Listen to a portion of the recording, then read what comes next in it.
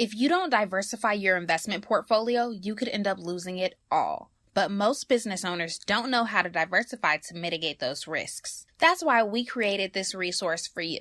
This passive investing guide is a must-have if you're planning to invest in businesses. Don't hesitate.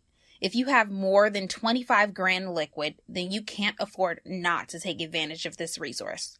Download the 4 reasons why in 2021 you need small businesses in your portfolio now by going to www.abundantculture.co/guide. Welcome back to the Abundant Culture Podcast, where business owners like you come to learn how to grow the valuation of their companies so they can sell in the future. On this show, you'll learn how to sell for top dollar and invest in profitable businesses around the country. Now, here are your hosts, Jazz and Joe.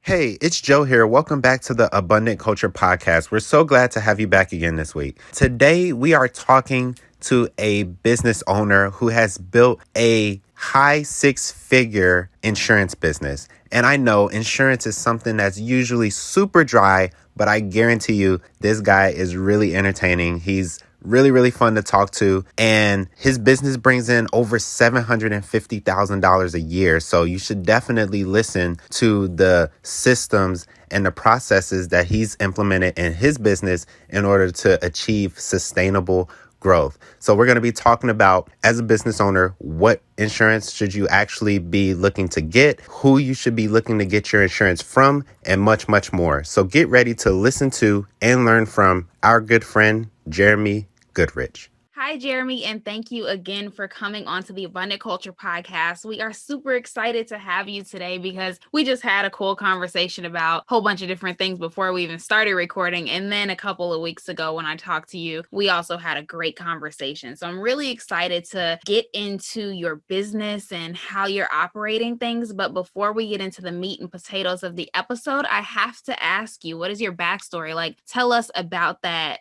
journey that you had. Absolutely. Well, Joseph and Jasmine, it's so great to be on the show. Thank you for having me. And I love talking business. I'm on a lot of podcasts and we're usually talking specifically real estate, and we'll be talking probably plenty of that in this conversation. But I'm an entrepreneur, have been an entrepreneur for a long time, and haven't just had entrepreneurial conversations that much. So I'm really looking forward to it. So I am a teacher by nature, to take it backwards and give you the answer to the question. I was an elementary school teacher for 13 years before I started my business, and have continued to be a teacher in everything I've done since. So I was an elementary school teacher. I met my wife, Mackenzie. She was a 3rd-generation insurance agent at her dad's insurance agency. And we started dating, fell in love, got married, all that stuff. And at some point in the conversation, she was experiencing kind of a lot of the crummy stuff that we see in financial world, frankly, and insurance for sure. Some of the misogyny, some of the old boys club stuff. She was always the only woman in the room, and just feeling a lot of those things about the industry in general, and talking to me about that stuff. And I was kind of ready to do something different than teaching after 13 years. And so we got together and we were like, hey, maybe we can, in our own little way, like try and do something about this industry, start our own insurance agency and try and change the way people feel about insurance, and change the way, it's a huge industry. We're not changing the industry in any way. I'm not trying to insinuate that, but try and do what we can to come from a different perspective and a different place. So in 2013, we started Shine Insurance Agency with that goal to change the way people feel about insurance and change the way we engage with insurance. And we've done the best we can with that for the last 7 years, grown our agency to about $700,000 in revenue right now. And we're hoping for $1 million this year is our big push, which is a pretty large growth goal, but we're trying to get there. And so that is the backstory of how we started the agency. That is awesome. So give me a little bit of an idea how you grew this agency so far as you've done to 700,000, and how you plan to scale that to $1 million. Like, what are some of the techniques or the tactics that you use in order to do that? So I believe, I'm a systems person and I'm a strategy person. Everything I do is in some sort of system, and me and my wife obviously own this agency together. And sometimes she gets frustrated with me because she's like, I want to make decisions. I want to move forward. I want to do things. And I'm like, what is the system that this decision is in, like where does it fit into our process? And so I think that our systems are one key to our growth. And I break those systems down into 3 pillars, which are not magical pillars. It's marketing, sales, and delivery. And so we're always looking at all 3 of those things. And maybe I can break down quickly how each of those 3 pieces work in our agency. Is that okay with you? Yeah, absolutely. Okay. So with marketing, we've always been authentic content marketers. We've always believed that if we put value out there that answers questions for people, that says who we are, that addresses things in the way that we just are who we are, that will inherently attract people towards the answers to their questions, which helps us to change the way people feel about insurance. And then obviously when they come to that point where they want to make a purchase decision, hopefully they'll consider us for that process. And that has worked pretty well. So from the marketing perspective, I've grown the YouTube channel. We have about 13,000 subscribers on that channel, simply by answering the questions that I get asked every single day. So if there's a question that I've been asked 5 times, there needs to be a video about it. And I've been doing that for about 5 years. And that's worked pretty well. And then putting it out on social and just trying to be yourself. I don't know. I mean, we are probably 70% referrals at this point. Wow. And that sort of brings the marketing, or this, I guess it brings the sales side in connection with the delivery side, right? So the marketing is really authentic content, just being ourselves. The sales is really also just about being ourselves, right? Like we have really good products. We're fortunate enough to have good insurance companies that we work with. As an independent agent, you don't work for an insurance company. You go out to insurance companies and you say, hey, I'd love to work with you. Would you love to work with me? Okay, great. You're part of what we can offer now. And you just keep doing that until you have, we have access to 50 plus companies, but really like 10 main companies. And so we have a great product. And so that makes it a lot easier to just be ourselves and go through a sales process with someone. And then we try and be teachers, educators in the sales process. It's like, okay, here's, especially with something like insurance, nobody wants to be dealing with insurance. Like nobody woke up in the morning and was like, you know what I want to do? I'm going to go find some home and auto insurance today. Right. That's going to be it. And we understand that. So it's like, hey, I end a lot of phone calls by saying, hey, it was great talking with you, even if we did have to talk about insurance, or even if it was about insurance. And it's just that premise where, hey, we get that it's a little bit like going to the dentist, but we're going to make it as good of a dentist visit as we can and take it from there. We're just not pushy. It's like, here's what we've got. If you want it, great. If you don't want it, no problem. So that's our sales process. And I think the thing that's really helped us grow the most, and we haven't grown some amazing amount by any stretch of the imagination. There's lots of insurance agencies 7 years in with a lot larger group of clients than we have. We've never taken on debt, really just chosen to like grow at a pace that fit us and what we could. But I think delivery is the biggest reason why. We've spent more money on delivery team, so support team for customer service requests and all that kind of thing than any other part of our workflow. So it's authentic content marketing. It's just authentic sales process and having a quality product. I can't say how much easier it makes it to have a really, really good product at a good price. And then just to deliver, I think so many people fall off on delivery. And I think delivery is key to everything you do and to referrals, and I think in most businesses, referral is a big part of how you grow. Absolutely. You touched on so many great points there. And the one that I want to pick out first, and then I'll let Joe go, is you just said that you guys grow at a pace that fits you. And a lot of times we don't hear that. We hear about, everybody wants to be like this overnight success and everybody wants to like have this super crazy growth in like 1 year, but we never really hear about the people that are growing at a comfortable pace for them, because like the overnight growth definitely is not comfortable and nobody talks about that part.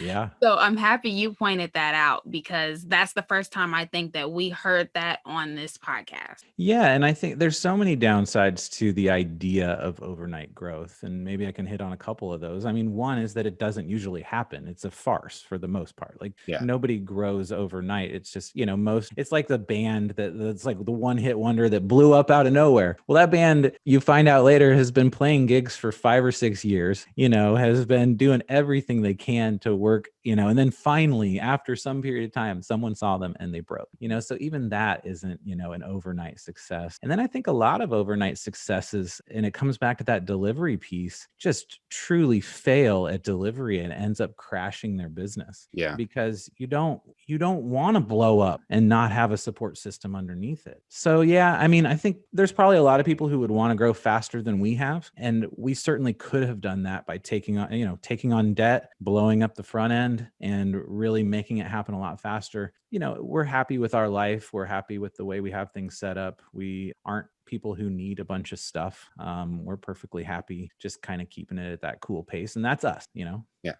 And honestly, I mean, even at the revenue that you guys already obtained, I mean, I think you're technically still within the top 15 or 10% of small businesses. Cause I mean, like you hear about, these $1 companies or $1 companies, but they're the exception, not the rule. Those are very rare. But as a small business owner, if you're doing, $500,000, $750,000 million a year, that's still very rare at the same time too. And I think that is very successful. And if you look at, small businesses like that, they make up the majority of the foundation of, what we get to enjoy as America. I mean, they're the backbone of our country. They supply a vast majority of like the jobs in our economy. And I think, it's nothing to really, laugh at, is, something that's growing steadily and doing a really, really decent amount of revenue. So I think I congratulate you guys on that for sure. Well, thank you. Yeah. I mean, we have, 6, 7 employees, all of them get paid well. I think that's like what you're saying, right? Like, 5 to 7 employee businesses really is the backbone of our country. And the other thing I thought of while you were talking is, when I say 700K, that's my gross revenue, right? So someone could say 2 million, someone could say 3.5 million. Well, that sounds pretty cool, but ultimately it's the difference between your gross and your expenses. It's that net income that actually matters. You could be a $3.5 million business and losing money. Expenses are 3.4 or 3.7 right? Yeah. Like in the end, it's the difference between the two that matters, and whether that's, making you happy in the process that you're in the life that you're living. Yeah. Yep. It's all about business health for sure. So one of the things I wanted to ask you about is when it came to the way you guys market, I like how authentic it is. Are you guys just creating content and putting it out there, or are you somehow strategically driving traffic to it? Like how are you handling that content piece of your business? That's such a good question, and such the worst answer of the three, because delivery, I have huge systems, really, really good. Sales, awesome systems, really, really good. Marketing, dude, I like answer a question when I think of it and throw it out there. Like it's been that way for a long time. I think there's a lot of improvement to be done on that piece of our business. The one consistent thing I have is the podcast that goes out every Tuesday, has for over a year now. And that's really like got its follow-up system. It's got everything going on. So there's a lot of consistency there. But, I post every day on LinkedIn for the most part, because I've found that to be a really valuable place. There's certain things I do on a weekly basis, but a lot of it is like, I haven't posted on, Facebook for Shine for a while. What could I post there? Yeah. And, I wouldn't recommend that as a strategy to anybody, although it does fine. I mean, it works. But when you're getting, 70% of your business from referrals, then I think you can afford to, lack in that department a little bit. If you own a small business and you might be looking to sell, you could run into some major issues. Forbes estimates that 9 out of 10 businesses listed never actually sell. Why? Because there's only one way to sell. You need to do these 4 steps first. So if you want to be a part of the 10% of businesses that sell for profits, we've created a free checklist for you so you can sell without those hurdles that normally hold you back. Download the free checklist by visiting www.abundantculture.co/checklist. So when you get these referrals, are they like all unsolicited, or do you guys have an actual process for actually getting referrals? A little bit of both. So a big part of, I would say of the referrals, 50% are unsolicited. I get an email from one of our clients that's got someone else CC'd and says, hey, so-and-so, I'm connecting you with Jeremy. We were just talking about insurance. He's going to take great care of it. So I'd be about 50% of it is that. about 40% of the rest is referrals through referral partners. So lenders are a huge one for insurance agents because people are buying houses and the lender is asking, do you have insurance? And if the answer is no, that's the perfect moment for a lender to say, well, I know someone great. So lenders are a huge referral source. Realtors are a significant referral source. Financial advisors are a referral source as well. And that is reaching out to them, establishing relationships with them, making them be a client of your, or, giving them the opportunity to be a client of yours and experience your process. And then we've found that as soon as that happens, then we just start getting a lot of referrals from them. So there's not some big magic process behind it, but I do target, in our case as insurance agents, the people who are most likely to be able to say, hey, I know a great insurance agent. And for us, that's lenders and realtors. But I think for your listeners, whatever business they're in, it's like, well, who is the most likely person to be able to say, oh, hey, that product that I sell would be really good for you? If that's moms or whatever, then, connect in Facebook with mom groups. Or if that's, Facebook is a great place because groups are just a natural place to be able to find your ideal client there. But, think of who it is that you can connect with who has that potential to just say, hey, so-and-so is really good at what they do. Awesome. And so for those referrals, are you doing anything to stay like top of mind with them? Like, is it just the content, or are you like reaching out to them every couple of months, or do you have like any processes behind them remembering to refer you? Yeah. Again, not amazing ones, but I'll tell you the ones that I do have in place. I mean, so we do a quarterly reach out to groups of referrals. So that's been, a brownie box with a thank you, or different things that we've sent out to them. So sort of not gimmicky. We try and make it local businesses. For those of a lot of our referral sources are fairly local, so connecting in that way. So we do that quarterly. I think the best way to attract, this isn't answering your question, but the best way to attract referral sources is to have a podcast and to bring that person on your podcast as an expert in their space. That's just such a neat way to connect with a referral source. And I've done that a ton, both on the New Home Buyers podcast that I have and on the Real Estate Investors podcast that I have. But yeah, just reaching out. I'll give them a buzz sometimes and check in and see how they're doing. So again, not magic there, just kind of slogging along, staying in touch, but we probably could do more. And I'll listen to your show for someone who has a magical answer to great referral connection. Well, sometimes it's the most simple answer that is the most magical. A lot of times, Right. or at least I've noticed, the stuff that I pick up in my business and start implementing, it's stuff that is like, oh man, that was common sense, and it's like it just took me forever to start doing it. So I think it's the information you're giving is super, super valuable and super important. And So definitely more than we're doing right now. yeah, for sure. Well, I think that's just it. It's like, what's the next little thing I can do? I think one of the things as entrepreneurs that's so hard is, I don't know about you all, but I am constantly thinking about it and seeing all the things that I'm not doing that I should be doing. And I think that it can take over your brain. It can also beat you down because you just feel like you're not doing these things. And I would say on the reverse of that, it means there's all this potential, of course. Yeah. And I think if you just do, I think that I should be reaching out to 4 potential referral sources a week. I think it should be like a financial advisor, a realtor, a lender, and one other person, right? And I've been saying that to myself for probably a year.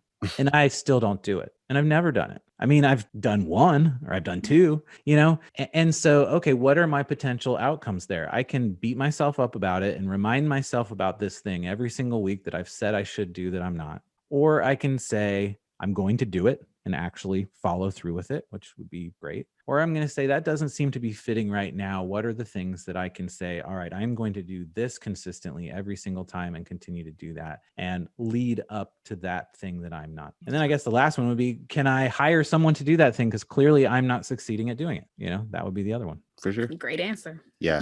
So one of the other things I wanted to ask you about is kind of the insurance side of the business, particularly what type of insurance do you guys specialize in and why? Absolutely.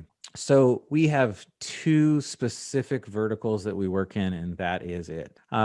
We've done home and auto insurance from the very beginning, and so we do that. And then we work with real estate investors, commercial real estate investors for their portfolios. So that is the type of business insurance we do. Now, we have business insurance clients that are not in that particular vertical because either for the first 4 or 5 years, we didn't have that particular vertical or we weren't so specific, or it was just a great opportunity. So if a business comes to us that's not in that vertical, but we align with them, we like them, and it's profitable, then we'll consider working in that space. But really, we are in that vertical. And the reason why is I started the New Home Buyers Guide. I already mentioned it earlier in the show, but this YouTube channel where I'm just teaching people about buying a house. And it was coming from people were coming to me for homeowners insurance and asking about appraisals and realtors and lenders and title companies and inspectors. And like,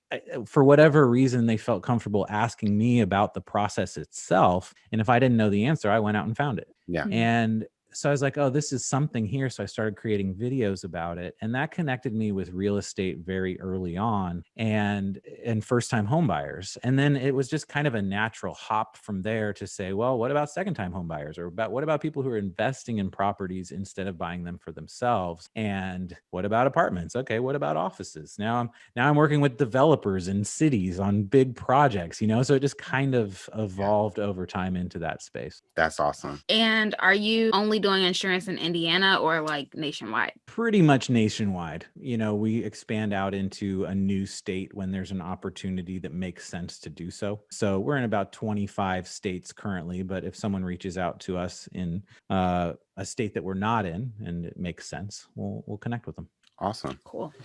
So what should specifically business owners look for like in their insurance policies? And specifically business owners who might be thinking about buying the space that they're in, because this is something that me and Jasmine always kind of talked about. We're going to be buying up all these businesses in our fund, and there might come a time where it makes sense to, instead of renting that space, to actually just own it. So if there's a small business owner who they don't know a thing about insurance and they're thinking about buying the space that they're in, what are some of those nuances in their insurance policy or in the process in general that they should be looking for? Yeah. So business insurance as a whole, pretty big topic. I'm going to zoom it in and give you kind of a high level, what you should be looking for at the highest level. And let me start with who you should be looking, because I think that the real answer, if nothing else about insurance is taken away from this conversation, it is finding an insurance advisor who you understand when they talk. Amazingly, very few insurance. I hear all the time, like, I don't know, I was talking with that person for 25 minutes and I walked away more confused than I was when we got on the phone at the beginning. Like, if that's your experience, that is the wrong person for you to work with. So finding an insurance advisor, I would say an independent insurance advisor for the most part, because they have more options. And especially with business insurance, you're just more likely to need that anyway. But the person you connect with on this topic is almost more important than anything else I can say about insurance, because they're going to do a great job of making it specifically for you. But as far as what you need, there's a few categories that I'll go through quickly. The first one is what you talked about, which is property coverage, right?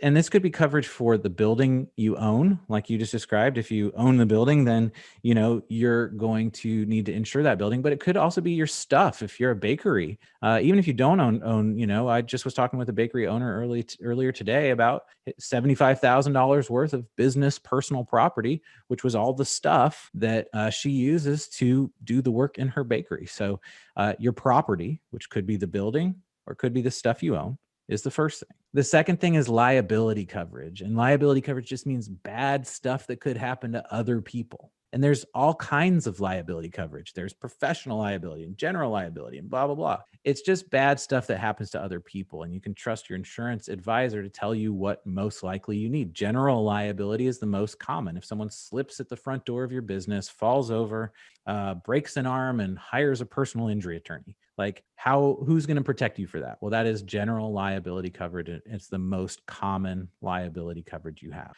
So property coverage, and liability coverage are the two most common business coverages that a business needs. The other ones that you need to think about, well, I'll add one more to liability. There's something called professional liability, which is if you give advice to anyone, if you are in any way an advisor, and you advise someone to do something and they take that action and it has a bad effect on them and they turn around and sue you. That is called professional liability coverage. And anyone who is an advisor of any kind should, have that. So I have that as an insurance advisor, financial advisors have that, and lots of other people have that. Is this too in the weeds or just right? Actually, it is just right, because I didn't know professional liability was even a type of insurance policy that you could buy. Yeah. Like, Yeah. that's huge. So anybody who's a consultant or any advisor of any type, this is a way to protect your butt from somebody. Not even you giving bad advice, but it could be somebody implementing it in the wrong way, and now they want to sue you. And if you're in a very litigious state where, people sue everybody for everything, Right. like, that's something that I think is super important, because I think this guy, I think his name is David Meltzer, he said something that's super common sense, but it is very, very practical. And he said one of the best ways to be successful in business is to actually stay in business. And that means avoid lawsuits, avoid, doing things that are unethical or illegal, avoid bankruptcy if you can. So it's like, I think that's one of those pieces of information that, it gets glossed over because it's in the insurance industry, but it's something that I think is pretty cool, because it protects you from, a liability that is always going to be there for you. But maybe a lot of people don't know that they can even, protect themselves from that, because I definitely didn't. Absolutely. And I think that one of the things with liability coverage is, the person who's accusing you of something doesn't have to be right for it to cost a lot of money to defend yourself. Right. And I think that can be really frustrating, right? Because like if someone's accusing you of something, you're a business owner, you're working really hard on the work, what you're doing. Usually when someone's accusing you of something, you feel very defensive, and oftentimes you don't feel they're correct. Yeah. But to have an insurance company that you can just say, well, you deal with it. Let me know if you need me. In a lot of ways, that's sort of what goes down. And that's the peace of mind you have with general liability and professional liability with that, advice stuff as well. So that's the liability piece. So we went through property and liability, and let me give you a couple of other really quick ones to think about. For sure. If you have employees, workers' compensation. So if someone's injured as an employee of your business, you are required, depends on the state and how the laws are set up, but to address those injuries as a part of your business, and that's work comp coverage. So that's for injuries to employees. There's other kind of employee insurance as well. So if you have employees, you need to let your insurance agent know and let that person advise you about what kind of insurance you need. So there's that. Commercial auto. If you've got cars in the name of your business, you need to have a commercial auto policy, right? If you decided to name we own an insurance agency, which you wouldn't say, well, we've got cars, but we purchased one of our cars in our business name because it made sense tax-wise and all that kind of stuff. Yeah. So we would have a commercial auto policy. And then a commercial umbrella. I've only got two more. There's lots of insurance, but I'm just giving you kind of the highest level stuff here. So commercial umbrella is just excess liability. So the worst case scenarios, we talked about all those bad scenarios that liability coverage covers. Well, what if you run out of coverage? What if you had $1 million in coverage and the bad thing that happened is like 2 million? That's where the extra liability would come in. And then, I'm sure the insurance agents listening out there are like, no, there's 5 more. Jeremy, you missed, all there's 15 more. Yeah. I guess the last thing I would add is a data compromise and cyber liability. So if you are collecting people's information and that is breached, that information is breached, is taken from you, is used for bad, and those people who had the information taken from your systems, sue you or whatever, or someone locks up your computers. There's all sorts of bad cyber stuff that people can do, and there's insurance to cover for that. That's the in the weeds description, but ultimately the person that you're talking to about your insurance is the key to all of it, and they can help you walk through that. That is awesome. I just learned so much. I Yeah. didn't even know like the data insurance protection was Yeah. a thing, and I'm thinking in my head like, yeah, we should probably look into that. Yeah, and I think it's super important too, because you mentioned that you work with a lot of real estate investors, and I know a lot of people who do like real estate syndications. If Mhm. they're doing a syndication, depending on what type they're doing, they're collecting people's financial information sometimes to verify if they're 100%. accredited investor. And if that got breached, and that person's name, their tax information and their social security number all got out there to the public, and somebody used that for any reason at all, like that can be so dangerous, not only for your business but your reputation, your future deals, the deals that you've already done. Like that could be Mhm. such a problem, and you're literally the first person to ever mention the data insurance to me. And I Yeah. think that's something, like it's something that really protects the people that I know. So I'm definitely gonna go back and share this with, like, guys, did you know you like protecting against it? Like, this is huge. Like, Yeah, Oh, there it's you go. usually You pretty just got a cheap. referral. Yeah, it's usually pretty cheap too. And I mean, for real estate investors, just to finish that syndication conversation, what is the asset that someone's going to come after if they do? Like for real estate investor, there's a huge asset sitting right there, yeah, that's available to come after. I don't know what the right way to say that is, but Yeah. you know what I'm saying. yeah, So yeah, even more so, having smart protection makes a lot of sense there. absolutely. Wow. I agree. So, I want to ask you, what are some challenges that you've had to overcome, like within your business? Oh, so many, like all of them. You want No, this I week, or you want January? right.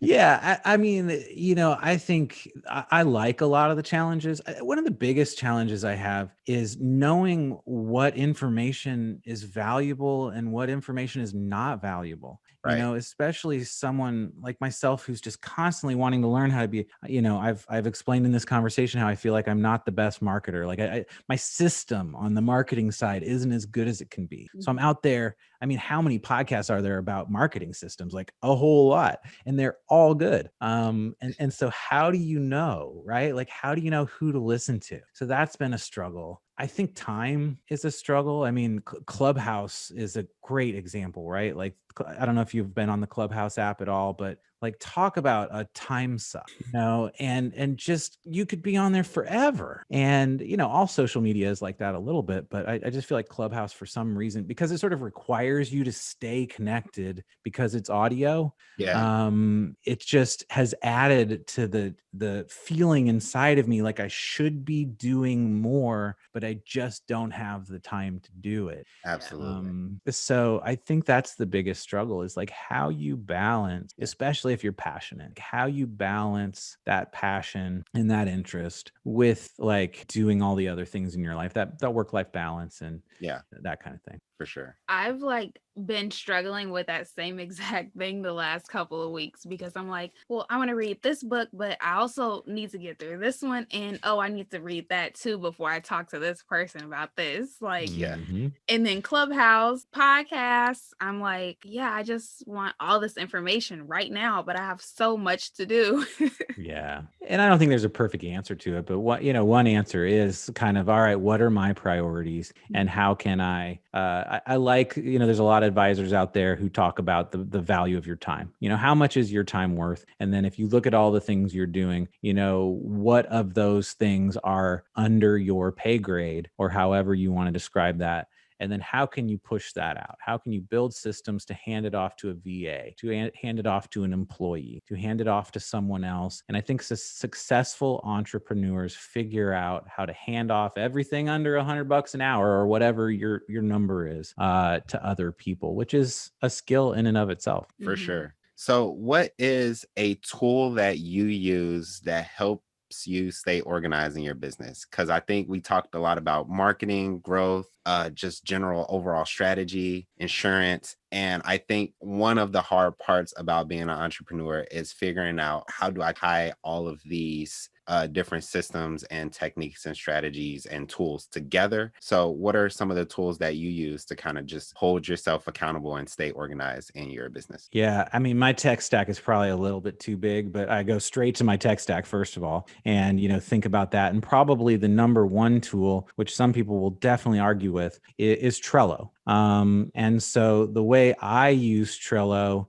Trello is a program that has boards, and that those boards have lists, and those lists have cards. And what I love about Trello is inside of those cards, you can create checklists, and you can create a template so that those checklists are inside every card when you create a new one. And so our standard operating procedures, our SOPs, are essentially embedded in each of those cards. And so every single time a process starts, whatever that process is, it has inside of it the checklist, what the first person does, and there's 7 steps. And then when that ends, it pops up the next checklist and sends a reminder and whatever. So everything else about our tech stack kind of runs through Trello, and that's where our SOPs are, and that's where our workflows happen. That is very helpful because we were actually looking for kind of like something to manage our workflow with our teams and stuff like that. And Trello was one of the names that kept kind of popping up. So you're like, I think the second or third person to say it. So we're going to look a little bit more into Trello because we definitely need that. Yeah. Some people like Trello. Some people don't like Trello. I think that's true of all tech. And I don't know if you've ever heard of a guy named Chris L. Davis, who has an automation bridge, but he is just a great digital marketing specialist and systems specialist who he was a part of. Well, I won't name the businesses he was a part of necessarily, but just a super smart guy. Yeah. And what he always says is it's really about your systems first and the tech second. And I think that's such great advice. It's like, I can say Trello, I could tell you my entire tech stack. We could talk about it for an hour, but the end of it is however you figure out your process, like figure it out. If that's writing it on a piece of paper and just like drawing it out, like do that, do whatever is already inside of your wheelhouse, and then figure out the tech that makes that simple, and it doesn't matter what tech you use, whatever makes sense to you. Absolutely. I love that piece of information because I think some people can get caught up in the tool, and it's like you can't even use the tool correctly because you didn't have the systems beforehand. The tool is supposed to help the systems, not necessarily the other way around. So I really like that a lot. Yeah. Absolutely. So we talked about a lot on this podcast episode.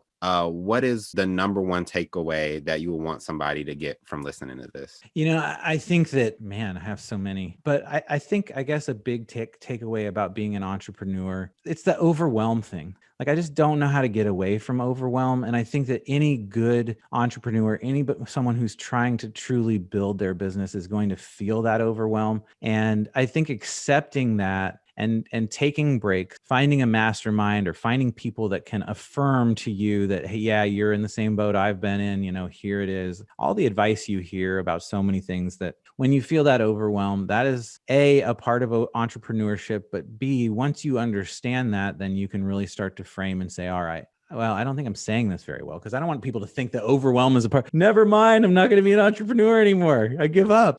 No, that's not what I'm saying. I'm just saying that when you experience that, okay, you're an entrepreneur. We all feel that. Now, how can you figure out how to limit that, how to systematize that, how to schedule that, how to make your life balance with the work that you love doing? And I think that it's okay to realize that we're all in the same place on that. And it's just a matter of figuring it out. For sure. Yep, absolutely. Yeah, 100%. So since you're on the Abundant Culture podcast, we have to ask this question to every guest that comes on. And the question is, whether it's in your personal life, your business, spiritual life, or whatever, how do you spread abundance?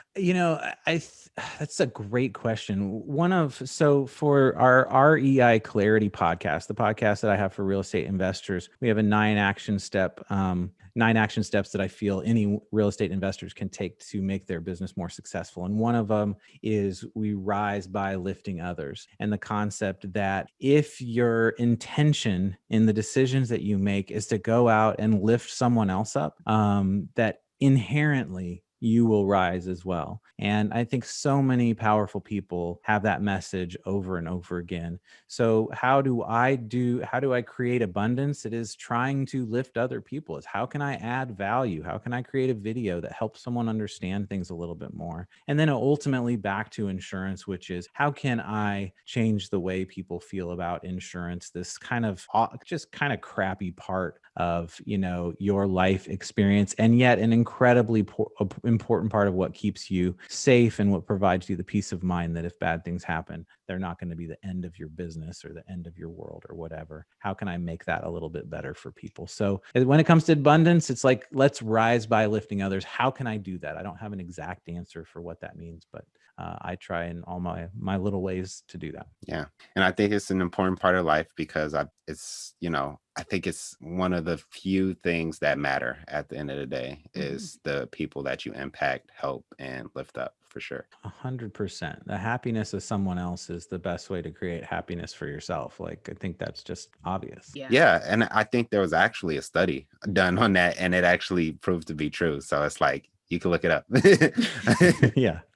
Yeah, absolutely. Well, you've made me more happy today. I really appreciate it. I said before we came on that I had an incredibly crazy day, just one thing after another, and being able to come here and focus and be present has been a huge value to my life and my day. So thank you for that. Well, I'm glad we can help because we had one of those days yesterday, so we know how it feels. So if somebody either wants to work with you or your team, how would they get into contact with you all? Sure. Shineinsurance.com is the easiest way to do that. And all of our stuff is there. And then if you want to check out the YouTube channel, Shine Insurance is the name of our YouTube channel. Awesome. Well, thank you again so much, Jeremy, for this wonderful conversation. I just love how conversational, we kept it. It wasn't like the strict interview format that we do sometimes. So this was really fun and very refreshing. So thank you.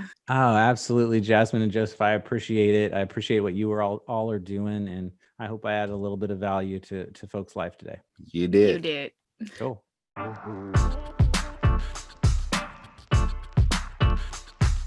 Thank you for listening to the Abundant Culture Podcast with Jazz and Joe.